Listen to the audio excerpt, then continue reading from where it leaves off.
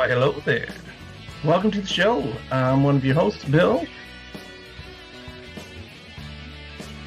And together as father and son, we are your Geekdumb Prophets. That's right. Welcome to the show. Hey, Curtis, how you doing, man? I'm doing pretty good. Long time no see. Oh, long time no see. It's not like we've been talking to each other for the last hour, getting ready for the show and all. We talk a lot. It's not just the last hour. We do talk quite a bit. It's almost like you call me every day, it feels like. It is. Although I looked at the phone last time I called you, I was like, man, it's been like 5 days. And it's been since Thanksgiving, so Yeah, yeah, pretty it's sad. been a while. I think it was almost a full week. So I got a little bit of a relief from that. It's oh, his eyes go all wide. It probably I don't should know have how I prepared should for the feel about show. that. It's like, whoa, I got a relief. Hey, you like my sweater? Hey, Uh, tis the season. You have to go and get an ugly Mary, Christmas sweater somewhere. Mary Sithmith, Mary Merry, Sithmith. Merry Sithmas.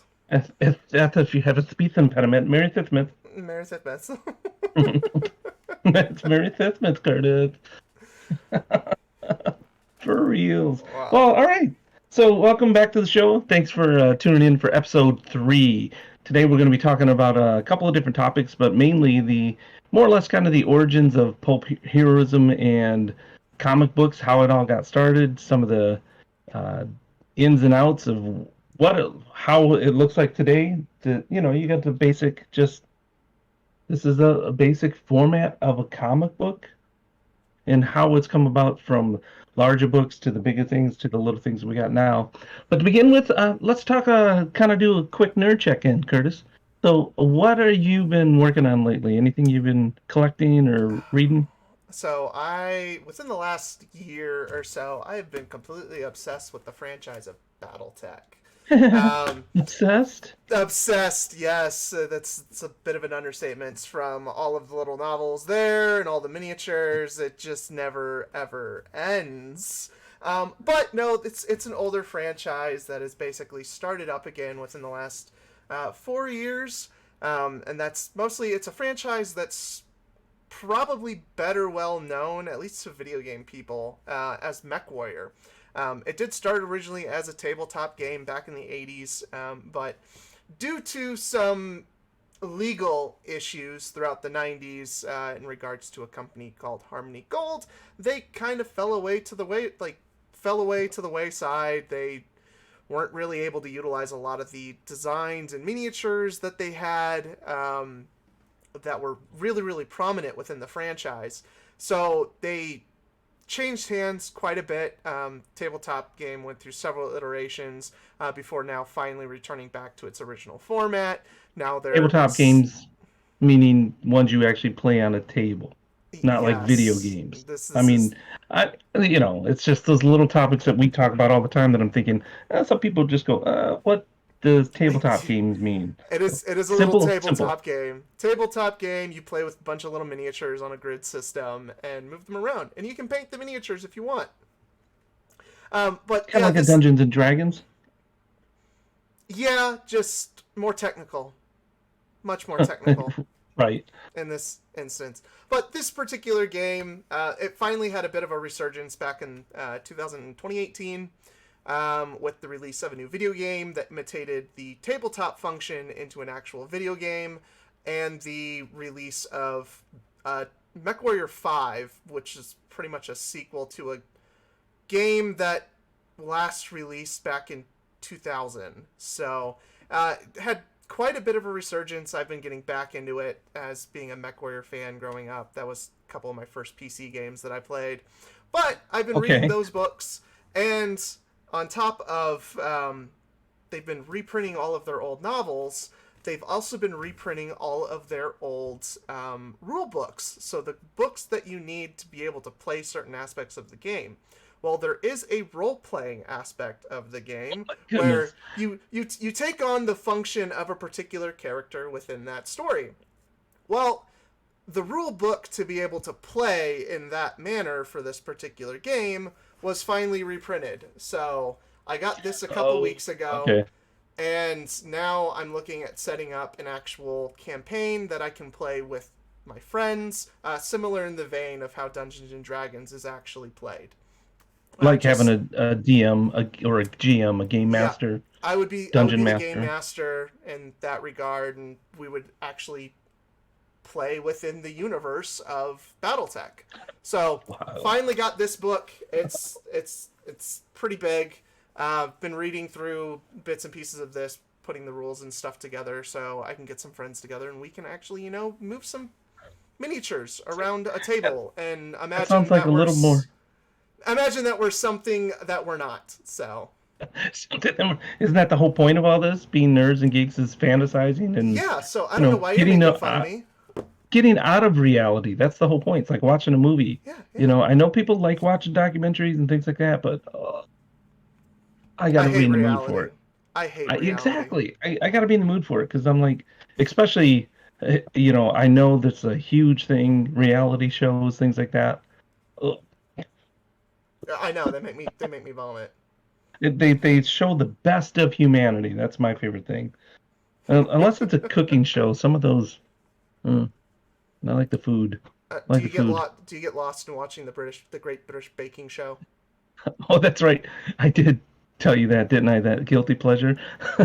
It, 'tis the season. I'm looking for something new to Tis eat. the season, exactly. But Well, if we're so really nice, maybe your cousin Caitlin will make us something sweet and send it to us. maybe it's. I mean, you love your sweets. I try to stay away from the sugar now. Well, So we got to throw those name drops out there every now and then too. She's what's uh she's a great baker, great incredible baker. It's good food.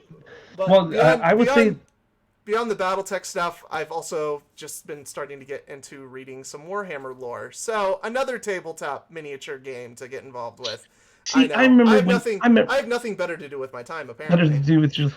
I remember when you were a kid that I don't know. You probably think of this differently, but I was like, you didn't want to read. When you finally got into comic books to read comic books and you wanted to play video games and Legos. I couldn't get you away from the Legos. That's all you wanted to do was build Legos. So I remember, I don't know if you remember this one night that I actually stayed up because you're like, Dad, I forgot to do my homework assignment. I was supposed to do a book report and I haven't read the book. And I I stayed don't up all night to read the book. Got you up at 5 in the morning to help you do your book report. I don't remember that one. I do, because No, I stayed up. that one I don't remember. But I don't. if we're gonna go with reading and like yeah, it took me a little bit to get into reading like actual novels, but I read all the Oh, time as a kid. I don't know what he's talking about. I yeah, had back of comic cereal books. boxes, Nah, back of. I had comic books, which is what we're going to get into talking today because I was a visual story like I'm a visual storyteller. I like like being able to actually see Yes. what's going on the screen or on the page or in my imagination by actually building it out in front of me in like a Lego block. Okay, I can see that the Whenever difference. it comes to the actual like storytelling, I read all the time. So I don't know what he's Uh, talking about. I played nothing but JRPG games. You know what that is? That is nothing but text. Nothing but text. okay, here's what I'm working on. Okay, yeah, we'll go through your stuff now. This thing is huge. This is the Secret Wars Omnibus. Curtis picked this up for me at a comic book shop over a year and a half ago, something like Almost that. two. Almost 2 years ago. He's finally able to bring it back to me so I could read it. He carried it. He lugged this thing on an airplane in his backpack. That's love. That's love right there. That This thing is. is, yeah. So this has taken me quite a bit. For those who don't know, this is a Secret Wars 2, not the first one. I don't actually have the first one. I'd It love the is first being one. reprinted. It is being Chris, reprinted, and it comes oh, out in a see, month. Christmas. I like the first volume in hardcover. So Maybe, then I'll have maybe. one and two. So this is a great story of the Marvel universe. The Beyonder would take a bunch of heroes, bring them all together, and make them fight each other. Heroes and villains, brought them both together. It's a cool I story. I like that. It's like a giant coliseum, and he just had them battle it out. That's basically what it always reminded me of. Is you know They took all the good guys and tried to put them in a coliseum, and bad things that Nero did, all those types of things. All right. So put in your comments if you're watching this and listening to it, whatever. Put in your comments what you're reading, what you're collecting, what's your most recent find that you were excited about. Because this was pretty exciting. Because Secret Wars 2, that thing was, I don't know, that's like 15 years old, and we actually still found it in hardcover, original price, 125 for the cover. That's pretty nice. Is it? Oh yeah, Oh, actually, it was it is 100. almost 15. Yeah, It that was one was 100 100 at the time. original price. Yeah, Yeah. 100. So that was a deal and a half being able to find that. I was very excited about that. So volume one, Christmas is coming. Christmas is coming. So put in your comments whatever books you're reading, comic books, video game that you might be playing, some new ones that come out, or collecting anything that you like to do, because that's what we're here about. We are the Geekdumb Prophets. Want to help educate you a little bit on if you're feeling a little bit geek dumb. So going into that, we want to talk about kind of a history because many of you have written and said, "Hey, I like comic books, read comic books. What's the difference between that and versus like a trade paperback or a hardcover?" And then we have regular trades versus oversized trades. Can you see the difference? There Not you go. much, right? Hold them up a little bit more. Yeah, There yeah. it Show. is. There you go. Side by side. So this one is like the size of a regular comic book. Then this is a little bigger so you can see all the fine print. So a lot of times you see these comic books, they put like so many issues like this, and then they put them together into a trade. So 5, 6 issues may put into one, and that trade could either be trade paperback, TBD, TPB, or it would be in a hardcover. This one was being OHS over or OSH oversized hardcover versus the OHC. regular. What did I say?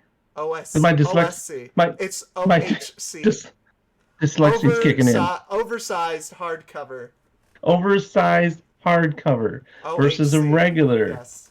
trade hardcover. Like I said, this is like simple things that you're going out there and you're looking for comics. Maybe you're looking for something for yourself or looking for your spouse or friend that I know what they like, but I don't know what the difference between all these trade paperback versus hard HCs hardcover versus PB paperback, and then ultimately it gets into these great ones where the omnibuy or the omnibus puts in like anywhere between 20 to 40 44 issues into one giant book.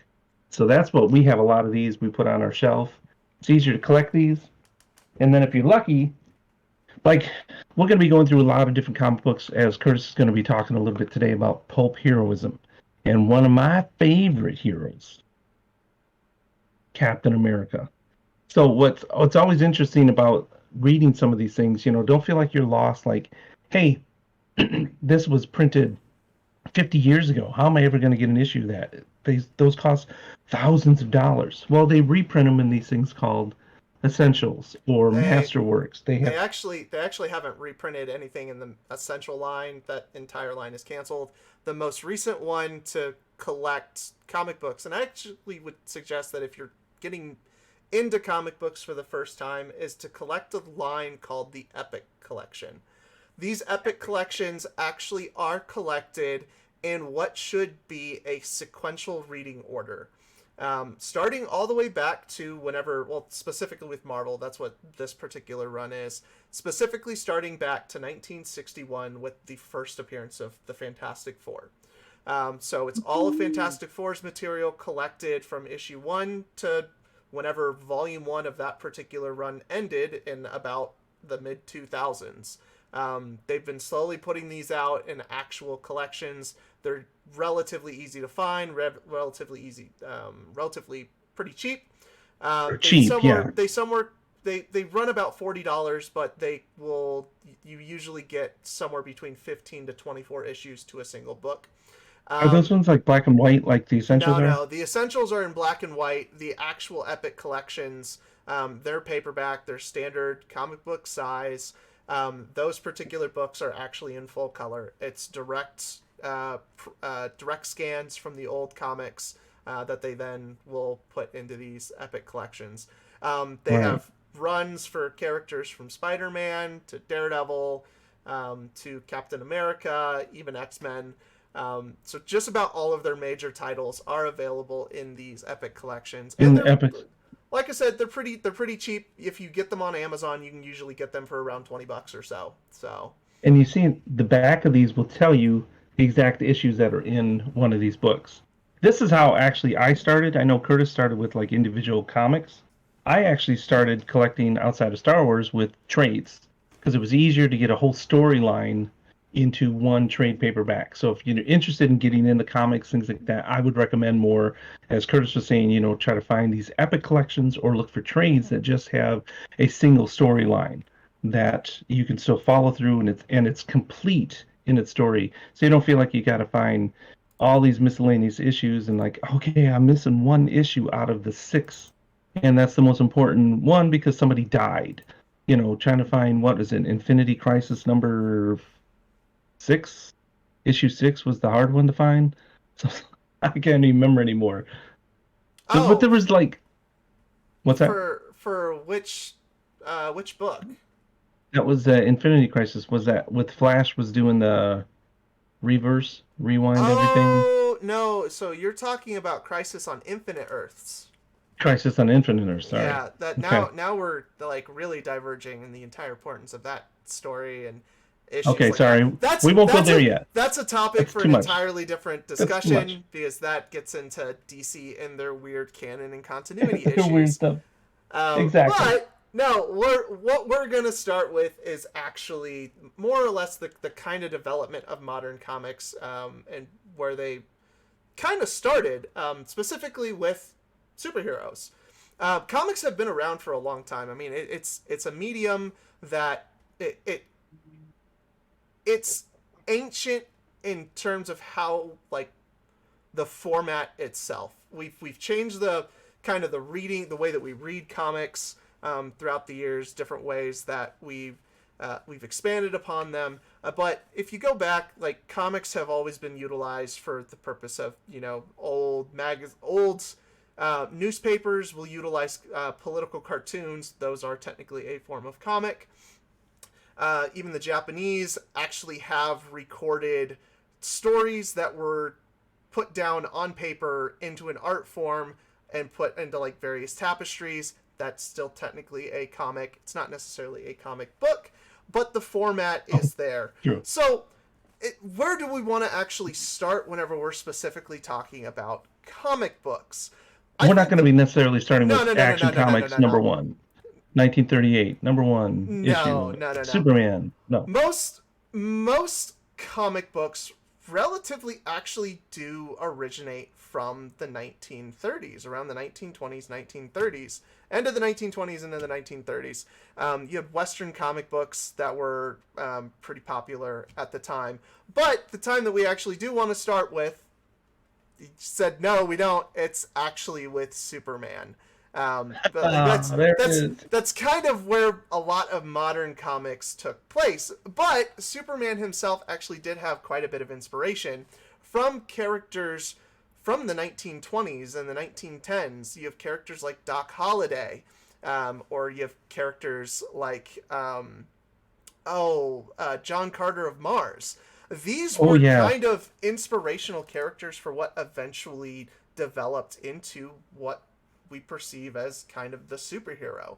These characters have existed for quite a long time. I mean, John Carter of Mars, that entire book series by Edgar Rice Burroughs, that first pulp story that came out in 1919, 1911 actually. 1911 was Wow. whenever it was first published. So whenever the John Carter of Mars movie came out from Disney back in 2012, that movie was actually made to commemorate the 100th anniversary of that particular story. Now, Edgar Rice Burroughs went on to pen another famous character by the name of Tarzan. Yeah. He penned Tarzan. At this point, you also had and the early 1930s, you had characters like the Shadow starting. The Shadow is a character that predates Batman. Like, he is old. Started in the late 20s through the 1930s. Famous character. If you don't know who he is, I would actually recommend trying to track down some old stories about the Shadow. It really is quite a bit of an inspiration for Batman, to the point where Bob Kane, the actual creator of Batman in 1939 with Detective Comics number 27, is actually been accused on multiple occasions of actually taking issues of the Shadow and just redrawing Batman into them. And retrying it all. Yeah, Like, these, back during copyright issues yeah, weren't this as is big of a deal. copyright plagiarism wasn't quite as big. It was much harder to track down in those particular days. But, you know, who's taking tally now on it? Because as you That's can right. see, Batman has far outlived the Shadow, because I'm sure most of the people listening right now have never even heard of that particular character. The Shadow. Well, wait a minute.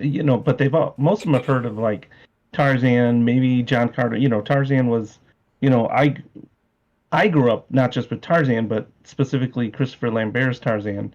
You know, uh, Oh Greystoke, man. and that You're, that was oh. You're supposed to do your best Tarzan move at that point. Everybody.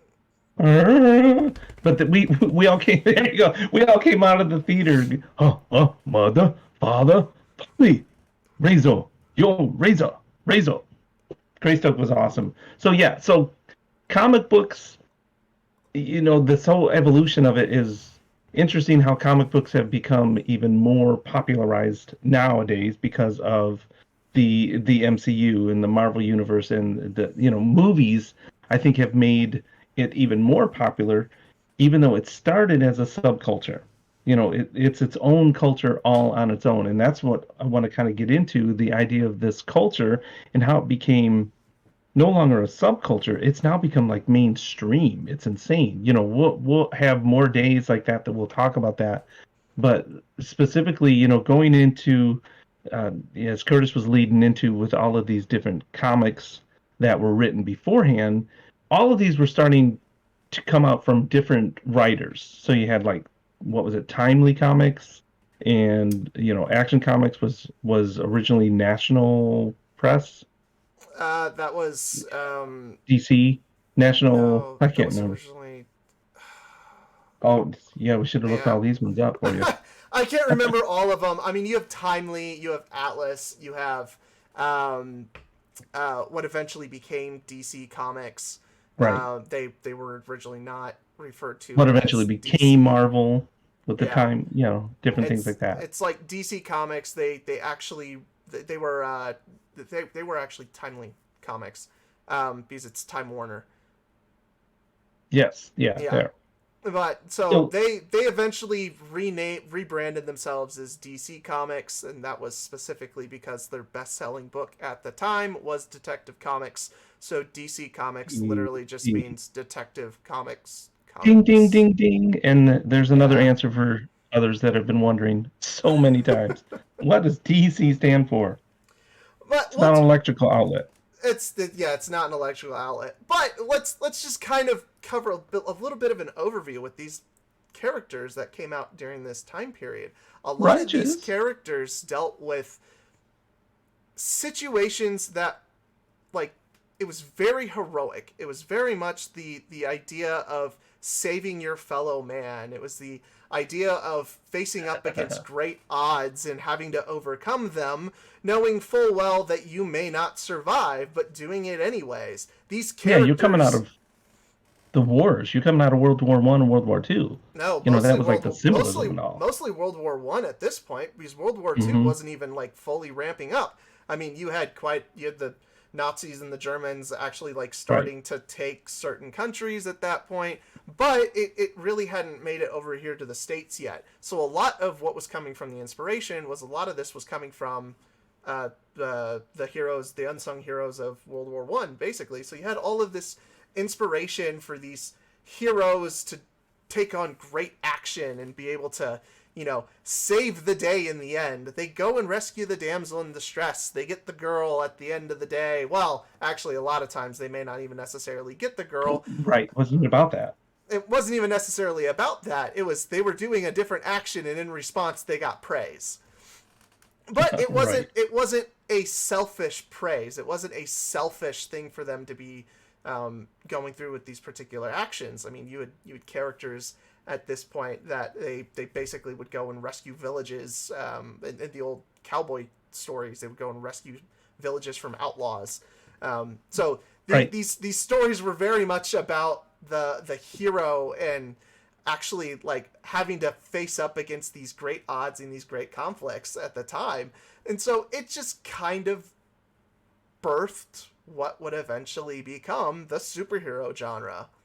Right. This whole idea of fantasy, something that, this, some things became true reality, but it was this whole concept of I want to be outside of myself. I want to be able to, for the kid on the street that World War II, World War One, all those things were happening.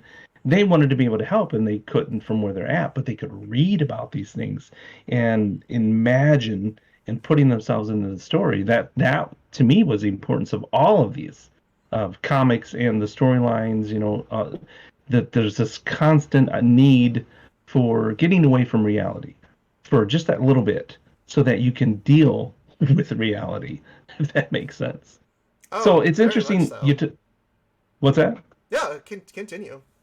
Well, what's interesting is that you talk about like all these different heroes that were coming about and they're writing all about these things, and this is where some of the conversations that we've been talking about, because of that there were so many different writers that were writing different things, and obviously with reality, or in this case the opposite, the fantasy, sometimes they got a little what some people would call risque, or hey, I don't know if I want my kid reading this. I mean, I would read it necessarily as an adult. I remember watching Bugs Bunny cartoons as a kid and realizing, like, in the background, there's lots of pictures of like naked women drawn in the cartoons. Like, you had no idea what was the age level, age appropriate. So with that, and that's part of what we're kind of leading into, is what the pulp heroism, that this whole concept of wanting to become a hero, but it started to become more, what's the term, regulated in what they could say or couldn't I say. I would say it initially started because there was no regulation that was undergoing. It was an actual art Oh, form. yeah. So that like from the 1930s through the 1940s and World War II, you had various characters like Captain America popping up, or you had Superman and Batman and Wonder Woman in the 1930s. You had Aquaman in the 1940s. You had this golden age of superheroes, but with the golden age of superheroes, which they were very heroic. Now, some of them were scantily clad, but I will argue that every little bit of it was supposed to display what peak humanity was supposed to be, both in the physical and in the Right. actions that they did. So you had some more risque type characters, and like Wonder Woman, in the way that she dressed was a little bit more provocative at the time, but in reality, she's supposed to be what should be considered a peak woman at that time. And it's the same with Superman. He's absolutely designed to the point where he's just bursting in muscle. Like that's Every the man wanted to be him. every man wanted to be him, and like the outfits were a lot because of the fact that a lot of these were within monthly publication, or sometimes even less of a time of publication. Whenever you start getting to things like newspaper strips, whenever you're doing a superhero story that you have to have some level of action and movement within the comic, drawing things like clothing gets a little burdensome and can take time to do. Such a So, bother. I could feel that way in the morning. It's such a bother to put on clothes sometimes. Oh, but boy. you like to go about with this regular publication of these particular types of stories, these action pieces, it became much easier to actually draw more of what would we now look at as spandex, It's that body conforming outfit that just shows every aspect of the character. That's a very pulp, that's a very cheesecake and beefcake thing now that we look upon it. But even Right. back then, it was still considered a little risque. I'm fine with it because, I like looking at good looking women, so why not? Okay, why not? Good Well, and looking plus I women would. and good looking men. If someone's going to There be you go. saving me, they better look like they're going to be able to freaking save me, Well, so. and plus I would think it would make it easier for the continuity of the authors and the illustrators. Is that half the time you're looking and trying to see, reading the book and going, okay, who's the hero? Is it the guy in the suit? Is the guy wearing t-shirt and jeans? Oh no, it's the guy that's wearing the exact same outfit in every issue. Oh, that's who this is about. So, there It was does create continuity in a the purpose of that. Well, it creates a level of an icon as well. I mean, that's Right. kind of like how, like really really memorable characters get ingrained into your mind. But again, that's a different topic for an entirely Yeah. different thing Yeah. The because branding of it all. that's whenever you get into what defines a character in terms of their design and what makes good character design versus bad character design. Right. I'm not inclined to talk about that. I like certain things, other people don't like certain Right. things. And that's the point of having our own opinions.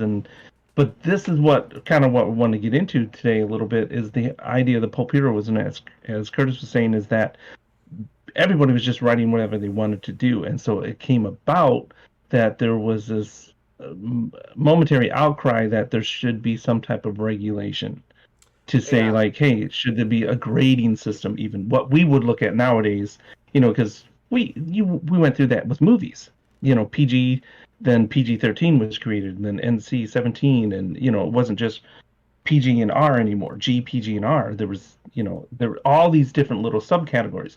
The same thing was happening with comics, believe it or not, and that's where I think some of the people get Yeah. confused. Like, is all comics adult? Is there any regulations between the two? How did it come about? Yeah, and I think a lot of that actually, at least back in the 1950s, whenever a lot of this movement actually started, didn't so much come out of the superhero genre. It actually more came out of crime and the crime and horror genre. Which, if you go back and read like some old crime and horror books, they are brutal Vivid. at times. They're Yeah. very, very vivid. You go back and read some old Eerie and EC comics from the 1940s. They're vivid, but a lot of these books were being sold on the stands with superheroes, with the pulp heroes. So Side it by kind side. of side by side, and so you had parents that were very much worried about what their kids were actually buying and reading whenever everything is being sold in one particular area. Well, this eventually led to a little book being written called The Seduction of the Innocent. So, it's a book that became pretty prominent back in the 1950s, much like Upton Sinclair's book The Jungle became pretty prominent back in the 1920s whenever it was talking about the regulation of the food industry, specifically bringing light to how people were being treated within the meatpacking plants there in Chicago and the different types of contamination.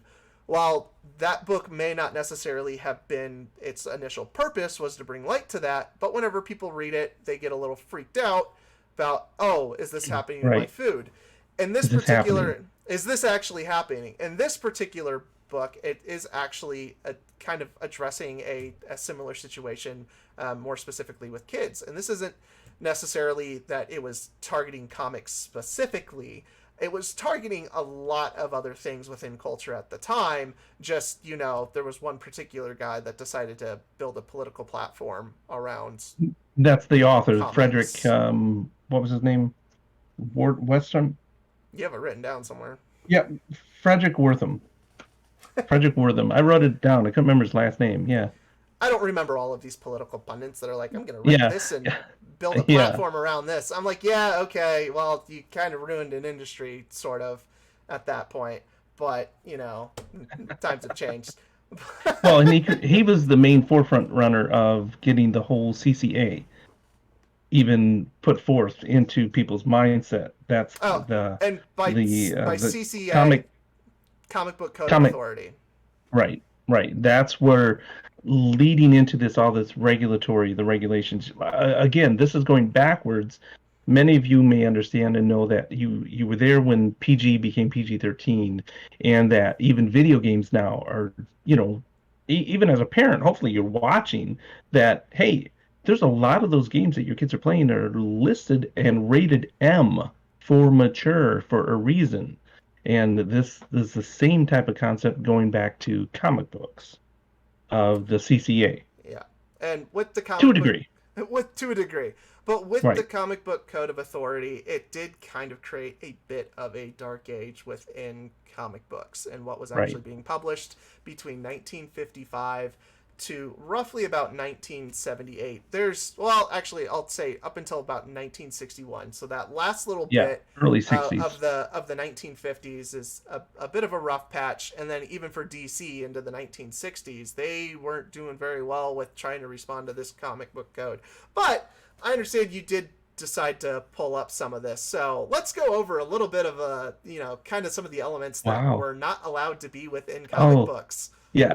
Okay, so this is interesting. Going back and reading, these are just some basic things that were not allowed. So, things that you would think like, oh, okay, that kind of makes sense.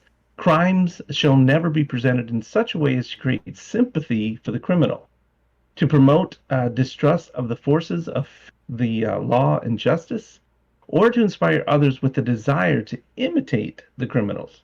Well, That would be, that's completely gone out the window with modern comic books. oh, yeah. I mean, especially we have this whole genre now of the anti-hero. It's completely opposite. No comic shall explicitly present the unique details and methods of a crime. If a crime is depicted, it shall be as sordid and unpleasant activity. Policemen, judges, government officials, they and respected institutions shall never be presented in such a way as to create disrespect for established authority. Again, not really relevant in today's comic books, considering, No. a lot of times police are viewed as very much the bad guys. Oh yeah, gee, looking at even reading all the um, Gotham Central PD, all those different things. Those ones were just Oh, some. it kind of gives a little bit of a explanation for why Batman decided to go super campy in the 1960s. Oh, okay, there you go. All right, so going into some of these other ones, obviously this was interesting. No unique or unusual methods of concealing weapons shall be shown. That's okay. Like so nowadays, it's like, whoosh, That's oh, that's very much Batman. very much Batman. Daredevil, he's got a walking cane for the Hey, blind guy. he didn't exist at this point though, so Now, this was interesting to me, even as simple as no comic shall use the word horror or terror in its title. So that's where you get like tales of and suspense of suspense. mysteries. Yeah, Tales to but they could astonish. tales to astonish. You couldn't say horror in the title. All scenes of horror, excessive bloodshed, gory or gruesome, depravity, lust, sadism, masochism shall not be permitted. Um, Profanity, obscenity, smut, vulgarity, or words or symbols which have acquired undesirable meanings are forbidden. They are forbidden. Forbidden. Ha ha ha. Special precautions to avoid references to physical afflictions or deformities shall be taken. Although slang and colloquialisms, that's a fun one, are acceptable, excessive use should be discouraged, and wherever possible, good grammar shall be employed. This one is Spider-Man to a T, because he would say everything was like a joke. I mean, that started, you guys watch the movies and maybe read some of the comic books even nowadays. Spider-Man is known for being The the great Quipper. quipper. Yeah, he just like, ooh, but that started coming out of this code, the comic code of authority, that he couldn't say certain things. So he would do little backlashes, little quips, little, he was more passive aggressive than any of them. And then obviously going into nudity in any forms is prohibited. Suggestive and solicitous illustration, and then this goes down to again the difference that we have in our society and things that are happening today subculturally. Divorce shall never be treated humorously, nor represented as desirable. Illicit sex relations are neither to be hinted at or nor portrayed. Violent love scenes as well as sexual abnormalities are unacceptable.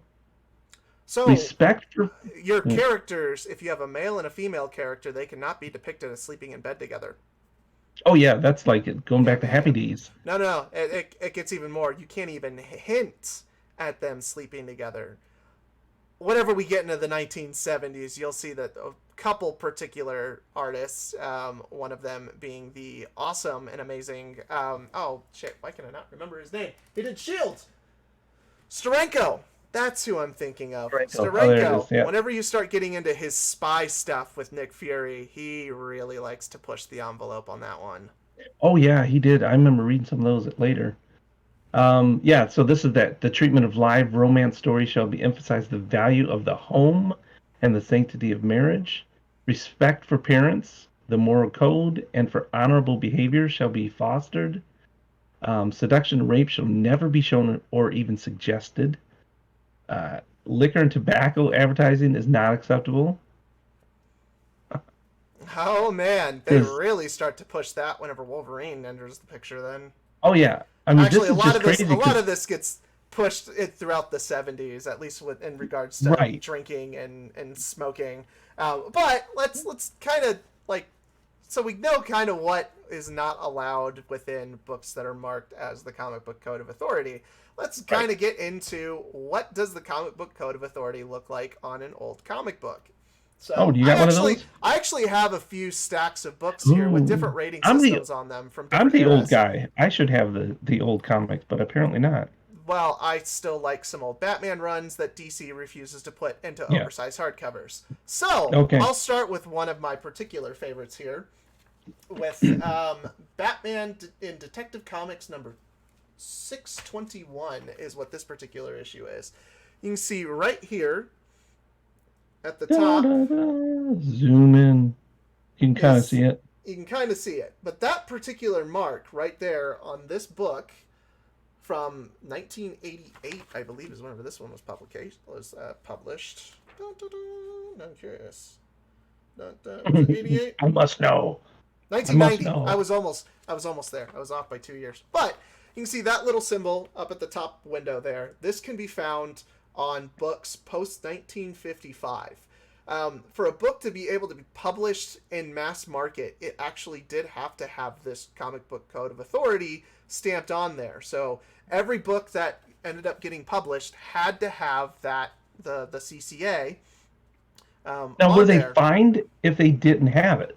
Yes. That's what's interesting. Were they actually fined, or was this like a regulation? Like, because I know, like even modern day, when you talk about video games being sold in stores, when Nintendo 64 first came out, things like that, that distributors wouldn't sell them. So it wasn't Yep. necessarily that they couldn't be sold, but distributors wouldn't put them in their stores unless Yep. it gave some type of rating. And DC actually continued to utilize this comic book code of authority Ah, yeah, that's better. I like all the that way one. up. And this is Superman issue number 202 from April of 2004. They actually continue to utilize this code up until roughly about 2011 is whenever they stopped with the launch of the New 52. At that point, they adopted their own rating system, and that's how they controlled if a comic book was going to be either for teens and all audience or for mature. Now, Marvel actually stepped away from that back in 2001. Yeah, Actually, they were the to first ones show. to step away. They were the First first ones. major. They were the first major ones to step away out of the 5 that were being published at the time, with Archie Comics, Archie Comics, Dark Horse Comics, Marvel, Marvel's various offshoots. But they were the primary ones that were utilizing it. But then a little company called Image Comics came around. Ooh, As you can Fathom. see, the cover is quite provocative. This is actually one of my Michael favorite. Turner. Michael Turner. This is actually one of my favorite comic books of all time. Is this particular run on Fathom? It's only like 15 issues in total length for the initial stuff. Mhm. Artwork is fantastic. Everything takes place out at sea. kind of gives reason for why everybody's running around in a bikini and a Speedo. But then again, he's known for drawing really, really athletic characters. Might as well have all of that to show off all of the detail that he has for him. But as you can see on these particular comics, there actually is no comic book code of authority. There actually isn't even a full rating system on these.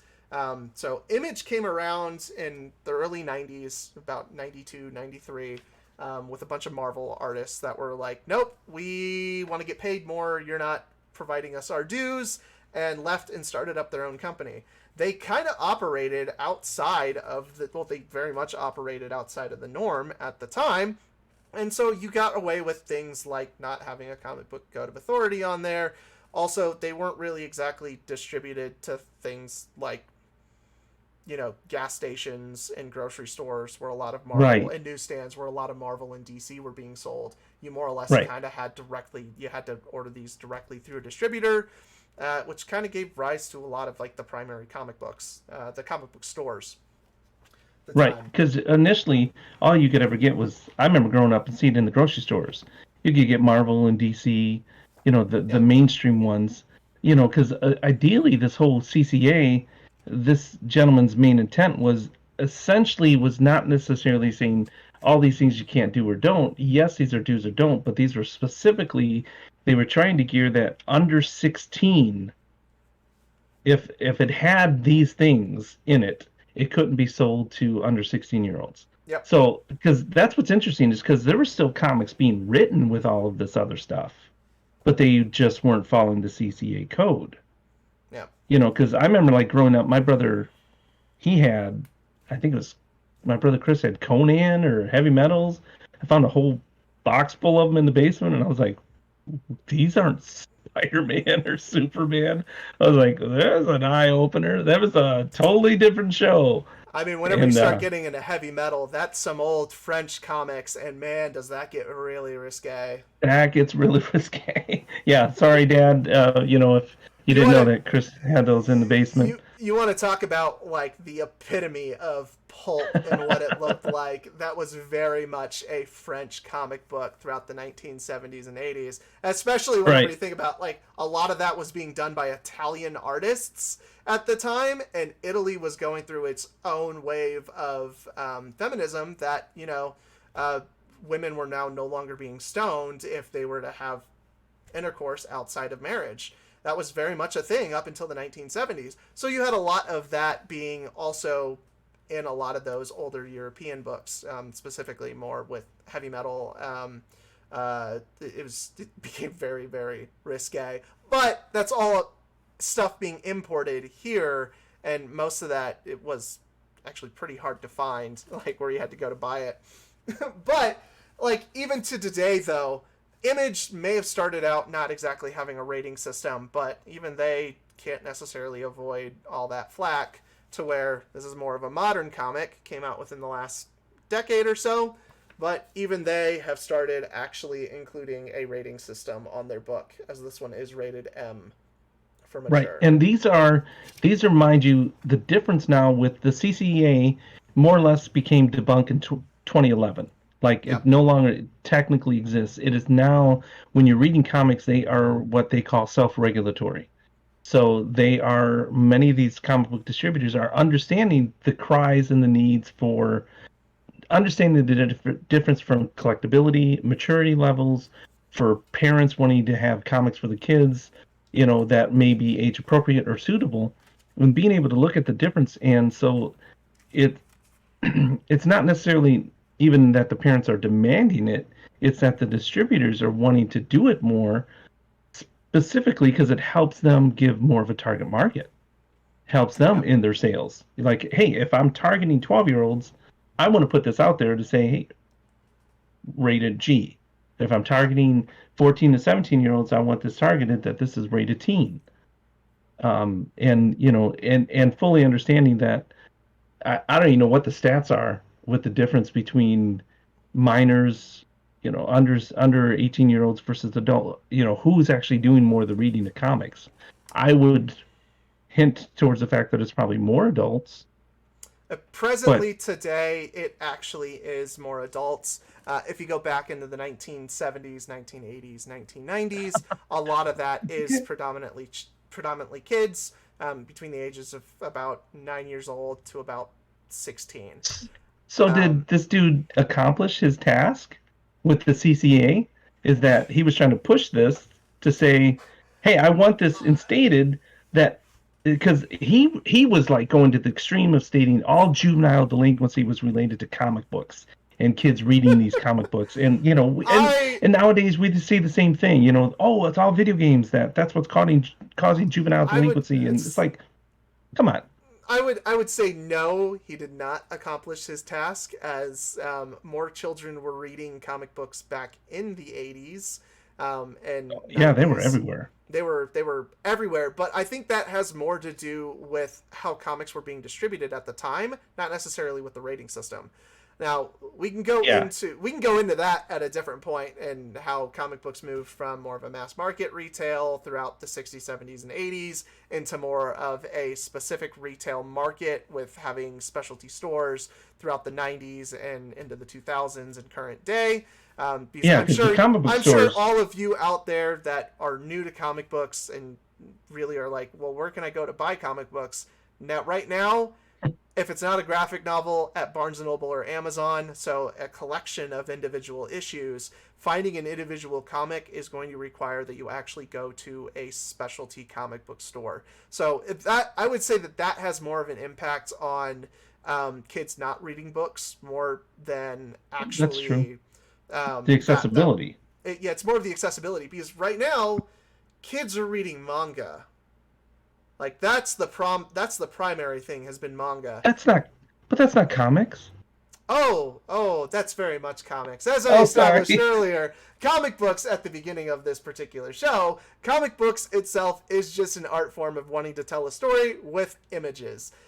That's still what manga is Just backwards. still, well, it's from a different culture. You Just can get into backwards. the you can get into the For the difference between dyslexic ones. I just shut up. But you can get into the differences between an American comic book, a manga from Japan, a manhwa from Korea, bande dessinée from France. Some of the thematic elements within the medium may be different from region to region, but in terms of actual storytelling, how the stories play out with art and pictures and the utilization of that visual storytelling element, it's all roughly the same. Just with American Right. comic books and how currently with where they actually want to go with particular things, in my opinion, they prefer to be more political, not necessarily story driven, and that drives people away more towards manga, which is very much back to that old idea of pulp heroism, like with My Hero Academia, that little run of comic books right there, that little run Yep. of manga.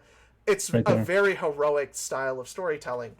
But we've gone through quite a bit of that. When did this actually like start changing, though? Just to kind of come to an area of where we kind of want to move into our next topic with Daredevil specifically.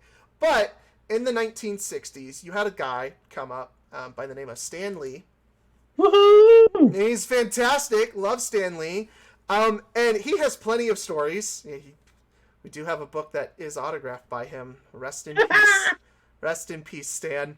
But back in 1950s into the early 1960s, Stan Lee was actually getting really burnt out on drawing comic books. If you read a lot of the older issues of Tales of Suspense, Tales to Astonish, they're not very interesting. A lot of them have to They're do just more. repeat stories, just with a Well, different. a lot of them have to do more with monsters than with Right. superheroics. Um, Because of the CCA stuff yeah, that he was restricted to. it Because was I it know was a lot of stuff he was doing was he was constantly sending them letters like stating, "Hey, I want to talk about this.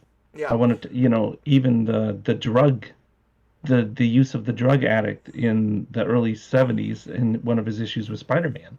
He wrote them several times to get permission to talk about this thing that was happening in society, the culture. Yeah. This is what he was trying to write about, culture. Yeah, and it became very much as he started Marvel. Well, as we know Marvel Comics today. I mean, Marvel had been around since the 1930s, technically. with the first publication of Marvel Comics #1 in 1940, with the creation of Namor and the original Human Torch. And then in 1944 with Captain America. Captain America was still pretty prominent throughout the 1950s, where he went from fighting Nazis to fighting communists, because he was known as the Commie Smasher. But Right. Forget about that. whenever he was going through those particular books, Stan Lee was still working in the he was working in the industry throughout that time, and he was doing inks and coloring. He wasn't very much doing writing. Starting in the 1950s, he did a little bit more writing in it, but then in the 1960s, he was debating about quitting his job, and his wife was like, "Well, why don't you just make the comics you want to make?" And that's where we get the Fantastic Four, where it was that return to the idea of heroism, of helping people and saving people and dealing with these darker cultural elements. And how does a hero deal with that? I mean, we can get into the ideas of what initially defined Superman. It's kind of what defined Superman back in the 1930s and the 1940s was if obstacles, if getting through what's the best way to put this? Throughout the 1930s and 1940s, whenever it came to Superman, the central aspect of those stories were if strength was not an issue, what other obstacles do you have to face? With Batman, if money was no issue, what other obstacles do you have to face? So it's these deeper elements that kind of define these pulp heroes of having to go up against these odds that are a little bit further on, like beyond the physical. Right, just unattainable, just briefly, or just over that line. Just briefly. So what do you have to do? What do you have to sacrifice to get into those particular? Oh man, to solve those. That's a particular whole nother problems? topic. That's very much a whole nother topic. But these are the type of ideas that Stan Lee ultimately did want to explore with Fantastic Four. You get into issue number 16 of the Fantastic Four, where Ben Grimm, the Thing from the Fantastic Four, wants to return to being human. He's viewed as this big monster, and he's this rather gentle soul, and it becomes this moment between him and Mr. Fantastic. I think it's issue number 16, where it becomes this moment between him and Mr. Fantastic, where Mr. Fantastic swears that he's going to do everything in his power to bring Ben Grimm back, to make him human. Does he necessarily at times actually make him physically human? At times he has been human, at other times he hasn't. But in those 24-hour thing he had going there for a while. Yeah, but it's in those moments that he has, this idea of what actually is it to be human. You may be a monster, but are like physically a monster, but are you still human?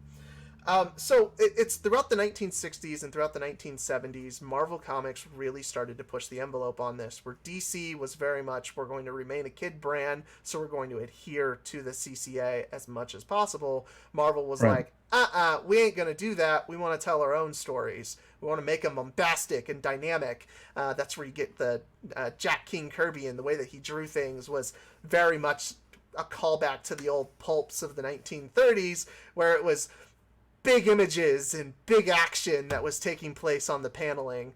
And I love it. I love Silver Age books from the 1960s into the early 1970s. They're fantastic to look at. Late 60s, you start getting into stuff like Jim Steranko. Jim Steranko's artwork is very much a love letter to spy thrillers from that time. You can definitely tell that he watched one too many James Bond movies. Which is fine by me. He had the close-up camera angles, so you had art that started to shift, going back to the indicating that we mentioned earlier of the not being able to show a sexual relation, like even hint at a possible sexual relationship between two characters. That was Steranko, like really pushing the envelope in every instance, where he would draw images where typically at that time to have an image of a phone off the hook in a hotel room meant that there was a sexual encounter occurring in the movie, in the show. Like that was an innuendo, and it was very much Steranko was like filling the book with these type of elements that the comic book code of authority was like, I don't know if I want to put this in here. He's like, do it. But then you get to 1977. Is it 77 or 78? Hang on. Oh, whenever you start getting into the years, 79. 77, 79. 79. Oh yeah. In 1979, you get a nice little run of Daredevil by Frank Miller and Klaus Johnson.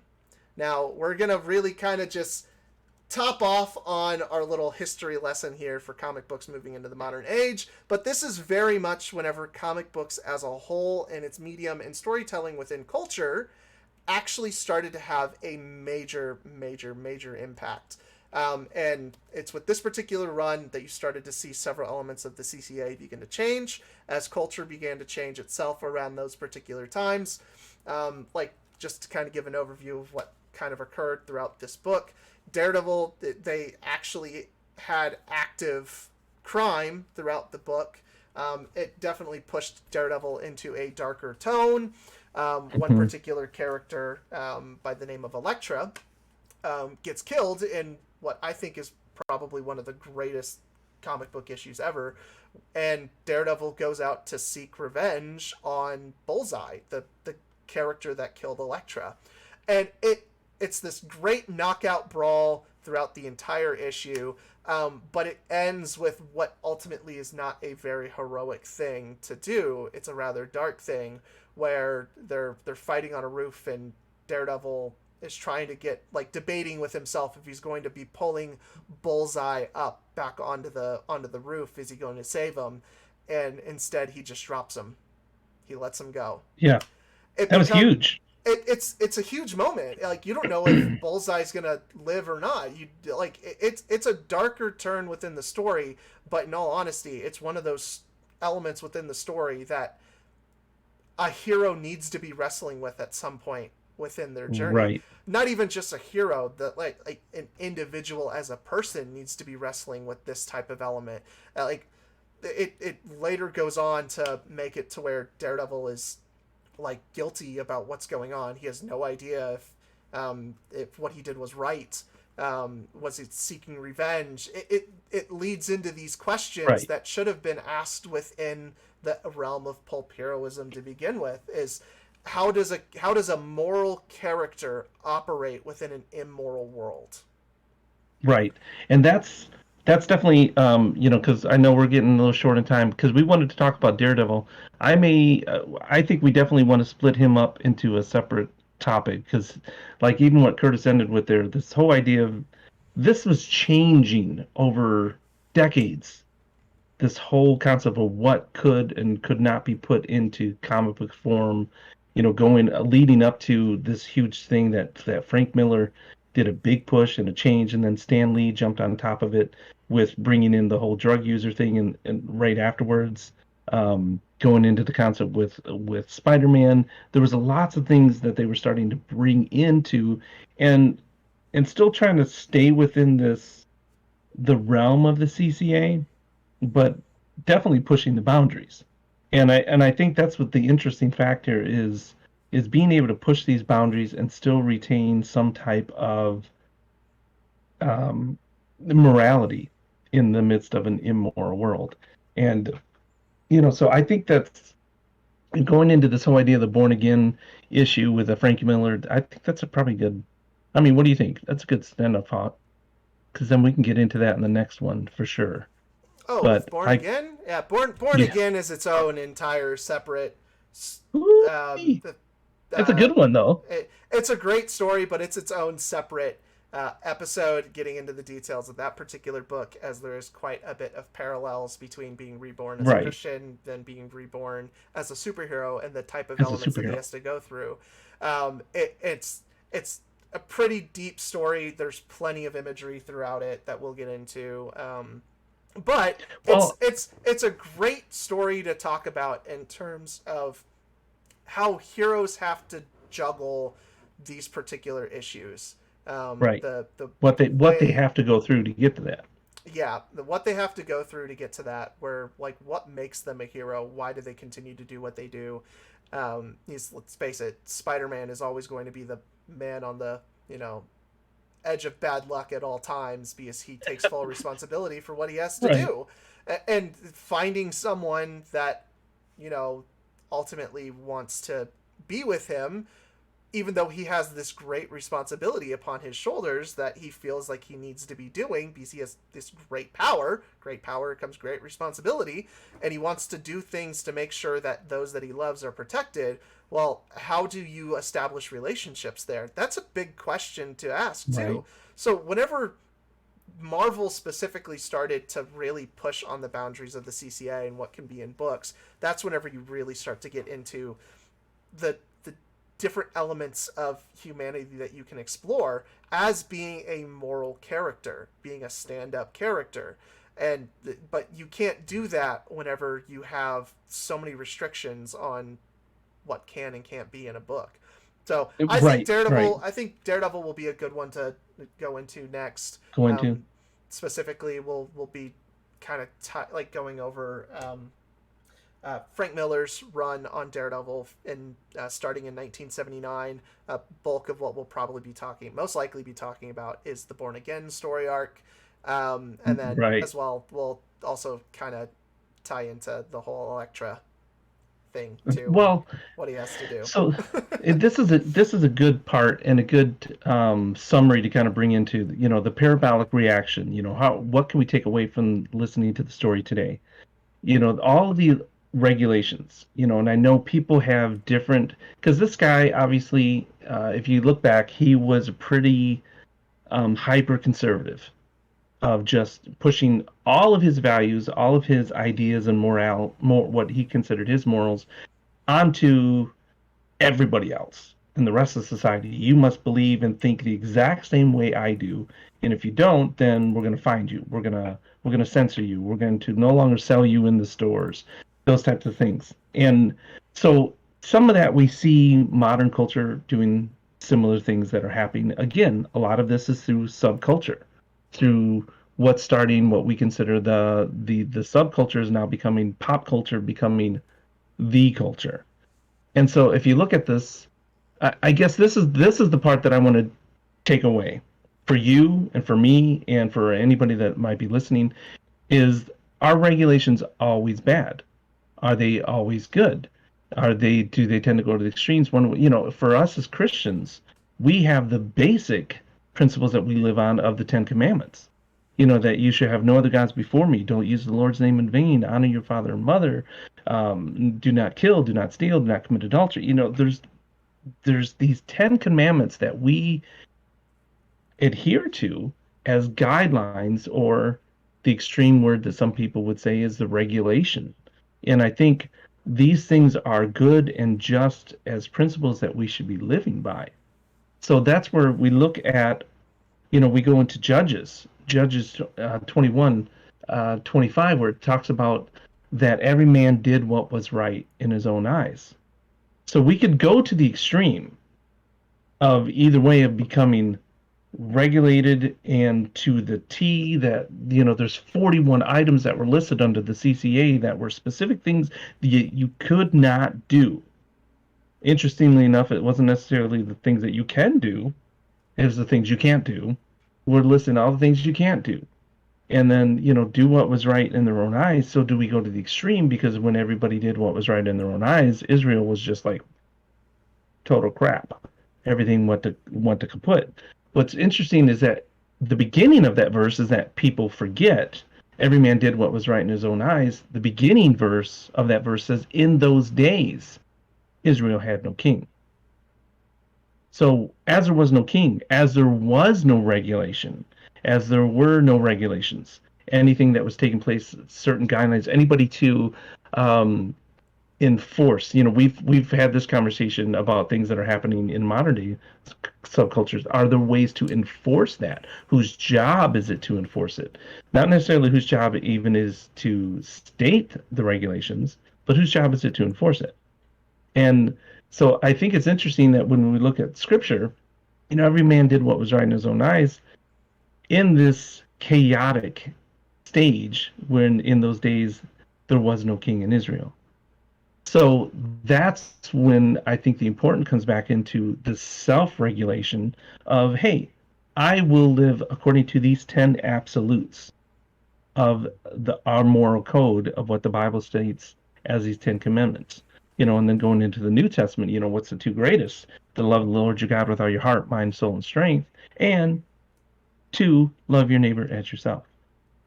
That's two basic principles we live on and live by, and that we could even put our own moral code to. So, as we look into Daredevil and some of these other characters that we're going to get into, is being able to fully understand how can they live according to a moral code in an immoral world. Because I think that's all of our cry. Basically, whether you're a Christian or whether you have some other set of standards or guidelines that you live by, that how can I live according to this when the rest of society is saying go the other direction, or they're saying free for all and there's no guidelines. So I think that's the interesting thing. Put your comments, suggestions down at the end. I'm just curious, what people think as far as regulations, guidelines, good or bad. In the words of, and Pirates of the Caribbean. Well, they're more of just guidelines, anyhow. And that's where you don't want to throw away the baby with the bathwater, to quote an old cliche. And I think that's important for each one of us to use this as a takeaway when we're looking at CCA regulations, as parents especially. I had a friend that was like, I don't remember how old you were, 15 or something like that, when Game of Thrones first came out, and you were maybe 15 when it first came out. No, I would have been in. Would have been 16. Something like that. Well, I Yeah. remember we had a friend that she was like, "Oh, you don't let Curtis watch it? You don't let Curtis see boobs?" And I was like, "No, I don't. He's in my house. There are regulations that there's certain things that are appropriate for different age levels, which becomes things that become emblazoned in his brain. He's going to get a lot of that crap later on in his life. I don't want it this young. So there's regulations, and again, some parents may look at me and go, "Psh, I let my kid. He's 12 years old. I don't care. Blah blah blah blah." That's fine. I get it. But the regulations and the guidelines, are they always bad or are they always good? Is there that happy medium? You can't go to the extreme of saying we have none whatsoever either. I think that just creates more chaos. So, all right. Certainly. Well, it's been a pleasure. Curtis, I love talking to you, as always. I know. It's always fantastic. It's great. it's it's a Fantastic Two, not a Fantastic Four. It's. Yeah, sure. Yeah, that's what it Yeah, is. that's right. That's right. All right. Well, hey, we are your hosts. I'm Bill. I'm Curtis. He's my son. We are father and son, and together we are your. Geekdumb Profits. Hey, we'll catch you guys next time. Remember, perspective is either your prison or your passport. Bye. Peace.